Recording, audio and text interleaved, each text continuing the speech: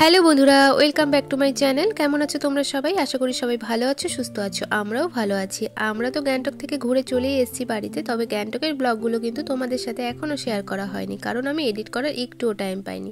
তাছাড়া জানো তো, গ্যাংটকে যাওয়ার একদিন পরেই আমার শরীরটাও একটু খারাপ হয়ে গেছিলো, আর সেই কারণে আমরা ভালো করে এনজয়ও করতে পারিনি, ঘুরতেও পারিনি, আর ভিডিও এডিটিংও করতে পারিনি হোটেলে। তো সেই কারণে বাড়িতে আসার পরেই কিন্তু আমি ভিডিওগুলো এক এক করে এডিটিং করছি। আর এটা হলো প্রথম দিনের ভিডিও, যেদিন আমরা গ্যাংটকে পৌঁছেছিলাম। আমরা তো সকাল সকাল বেরিয়েছিলাম 8টা-9টা নাগাদ, আর দুপুর 2:30 নাগাদ আমরা পৌঁছে গেছিলাম হোটেলে। তো বিকেলবেলা লাঞ্চ করার পর একটু রেস্ট করার পর সন্ধ্যেবেলা রেডি হয়েছি এমজি মার্গ ঘুরতে যাব বলে।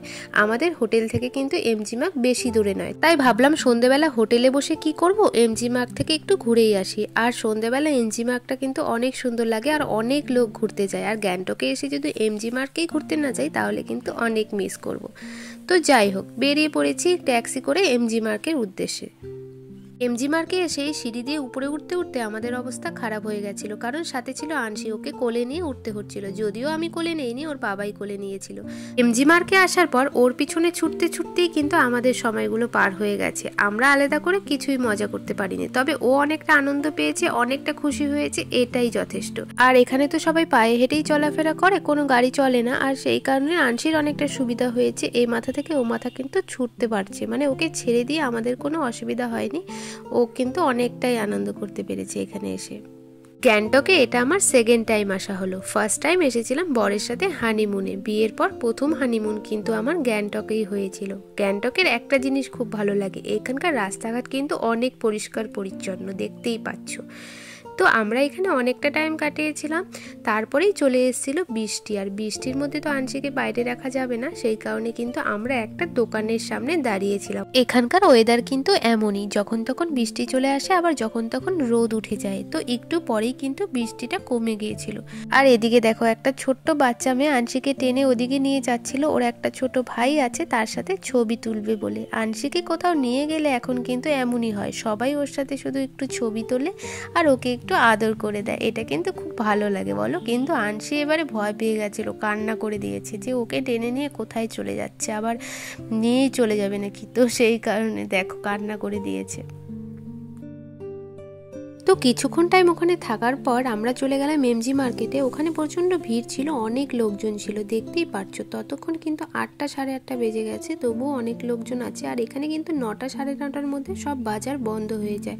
তো সব দোকানপাটগুলো আস্তে আস্তে বন্ধ করছিল, আর জিনিসপত্রগুলো কিন্তু অনেকটাই ভালো ছিল আর রিজনেবল প্রাইসেই ছিল। আর বাচ্চাদের খেলনা, সোয়েটার, লেডিস হ্যান্ডব্যাগ, আরও অনেক অনেক জিনিস ছিল। আমার তো অনেক কিছুই পছন্দ হচ্ছিল। তবে সেম জিনিস আমাদের শিলিগুড়িতেও পাওয়া যায় সেম প্রাইসে। তো সেই কারণে আমি আর এত দূর থেকে টেনে নিয়ে যাব না বলে কিছুই কিনিনি, এমনিতেই লাগেজ ভর্তি করে নিয়ে এসেছি। তো আবার যদি জিনিস নেই তাহলে আবার লাগেজ নিতে লাগবে, তো সেই কারণে আমি কিছুই কিনিনি। তো শুধুই মার্কেটটা ঘোরার পর আমরা চলে গেছিলাম। তো দেখো এই যে ব্যাগগুলো, এই ব্যাগগুলো কিন্তু অনেক সুন্দর লাগছিল, তাই না? দেখো এই ব্যাগগুলোর দাম কিন্তু অতটাও বেশি ছিল না। আর এখানে অনেক দোকানেই প্রায় ছাতা বিক্রি হচ্ছিল। এখানে যেহেতু যখন তখন বৃষ্টি চলে আসে, তাই ছাতাটা কিন্তু সবারই দরকার। তো সেই কারণে কিন্তু বেশিরভাগ দোকানেই কিন্তু ছাতা পাওয়া যাচ্ছিল। তো এভাবেই মার্কেটটা কিছুক্ষণ ঘোরার পর কিন্তু আমরা বেরিয়ে পড়েছিলাম সেখান থেকে হোটেলে যাওয়ার উদ্দেশ্যে। আর হোটেলে কিন্তু আমরা এখান থেকে গাড়ি করেই যাব। তো গাড়ির জন্য হেঁটে হেঁটে গাড়ির কাছে যাচ্ছিলাম। ওই যে দাঁড়িয়ে আছে ট্যাক্সিগুলো, ওখানেই কিন্তু আমরা গিয়ে একটা গাড়িতে উঠে পড়বো। তো চলো হোটেলে যাই, তারপরে তোমাদের সাথে আবার কথা বলছি।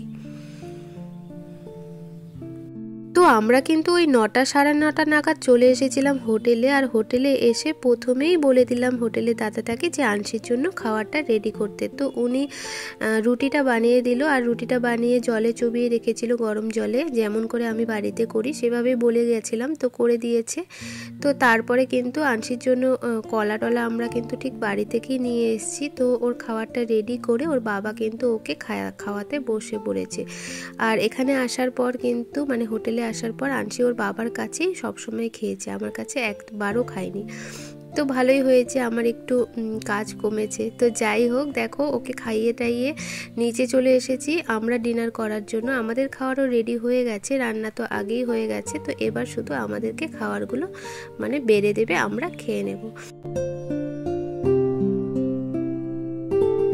তো তো দেখো খাবারটা কিন্তু টেবিলে সাজিয়ে দিয়েছে। আর আজকের ডিনারে কিন্তু ছিল চিকেন, ভাত, আলু ভাজা, ডাল আর সাথে ছিল স্যালাড। আর এই আইটেমগুলো কিন্তু আমরাই বলে গেছিলাম বানাতে। তো দেখো খাওয়া দাওয়া করে চলে এসেছি রুমে। এবার আনশিকে একটু ফ্রেশ করিয়ে দিয়ে ওকে ঘুম পাড়িয়ে দেবো, তারপর কিন্তু আমরাও ঘুমিয়ে পড়বো। কারণ কালকে সকাল সকাল আবার উঠতে হবে। 7টা সাড়ে 7টা নাগাদ গাড়ি আসবে, আমাদেরকে ঘুরতে নিয়ে যাবে, মানে যার জন্য আমরা গ্যাংটক এসেছি।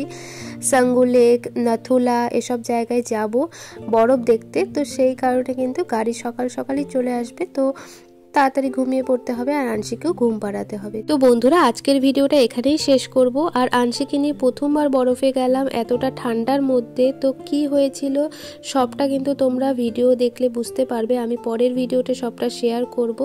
তো বন্ধুরা ভিডিওটা আজকে এখানেই শেষ করছি। তোমরা সবাই ভালো থেকো, সুস্থ থেকো, আমার নেক্সট ভিডিওগুলো দেখতে থেকো। আর যারা আমার এই ভিডিওটা দেখছো তাদেরকে অনেক ধন্যবাদ। তো এভাবেই তোমরা আমার পাশে থেকো, আমাকে একটু সাপোর্ট করো। টাটা।